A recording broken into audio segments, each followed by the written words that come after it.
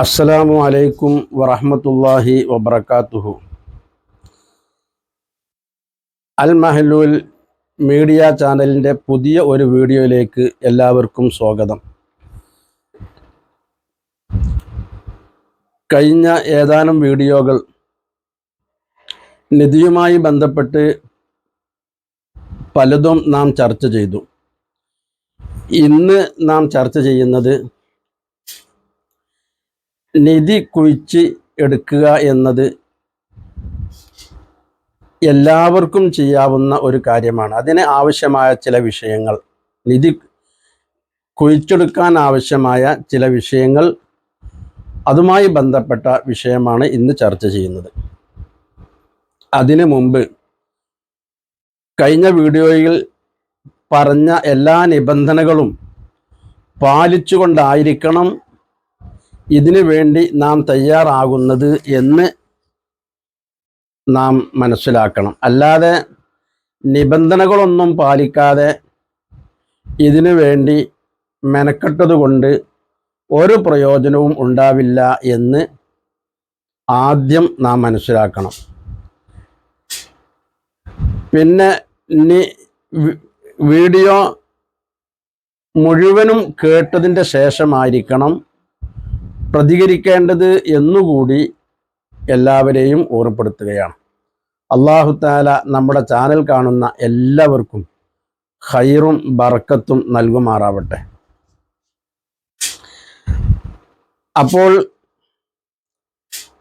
നിധി രണ്ട് തരത്തിലുണ്ട് എന്ന് നേരത്തെ നാം പരിചയപ്പെടുത്തിയിട്ടുണ്ട്. അതായത് പിശാചിൻ്റെ കാവൽ ഉള്ളതും പിശാചിൻ്റെ കാവൽ ഇല്ലാത്തതുമായ രണ്ട് തരം നിധി. എന്നല്ലാതെ കുഴിച്ചെടുക്കാൻ പറ്റുന്നത്, കുഴിച്ചെടുക്കാൻ പറ്റാത്തത് എന്നിങ്ങനെ രണ്ട് തരത്തിലല്ല. അങ്ങനെ നിധി ഇല്ല. എല്ലാ നിധിയും നമുക്ക് കുഴിച്ചെടുക്കാം. പക്ഷെ പിശാചിൻ്റെ കാവലുള്ള നിധിയാണെങ്കിൽ എളുപ്പത്തിൽ അത് കുഴിച്ചെടുക്കാൻ സാധിച്ചു കൊള്ളണം എന്നില്ല.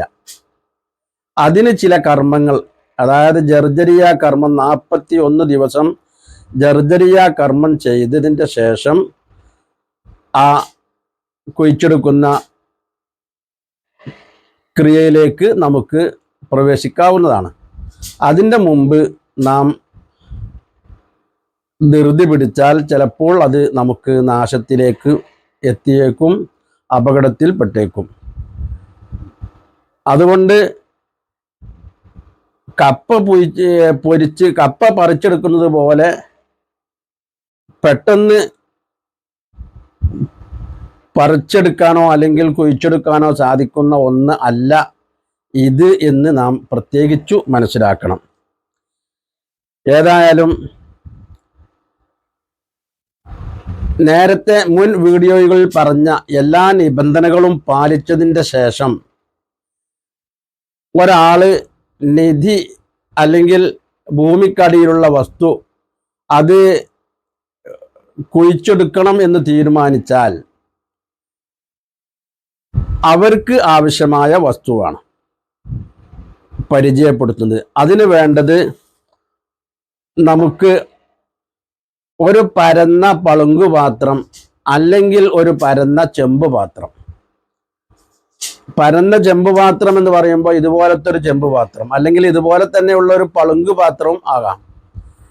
ഏതായാലും ഇതുപോലത്തെ ചെമ്പ് പാത്രമോ പളുങ്ക് പാത്രമോ ഉപയോഗിച്ച് നമുക്ക്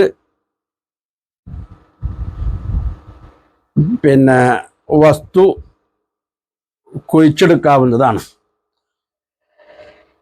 കുഴിച്ചെടുക്കാൻ വേണ്ടി ഒരുങ്ങുമ്പോൾ ഇതുപോലത്തെ ഒരു ചെമ്പ് പാത്രം കൂടി അനിവാര്യമാണ്. അത് പളുങ്ക് പാത്രമാണെങ്കിലും പരന്ന ചെമ്പ് പാത്രമാണെങ്കിലും ഇതുപോലത്തെ ഒരു പാത്രം കൂടി നമുക്ക് അനിവാര്യമാണ്. ഇതൊക്കെ എന്തിനാണ് എന്ന് അതുമായി ബന്ധപ്പെടുമ്പോഴല്ലേ ചർച്ച ചെയ്യേണ്ടതുള്ളൂ. അതുകൊണ്ട് ഒക്കെ ഒന്ന് പരിചയപ്പെടുത്തുന്നു എന്ന് മാത്രം. പിന്നെ നമുക്ക് ആവശ്യമായ വസ്തുവാണ് താത്തിരി എന്ന് പറയുന്നൊരു സാധനം. താത്തിരിയും പിന്നെ നാഗപ്പൂവും ഒക്കെ കൂട്ടി കലർത്തി ഉണ്ടാക്കിയ ഒരു തരം ഭസ്മമാണിത്. ഇത് നമുക്ക് ഉപയോഗപ്പെടുത്താം.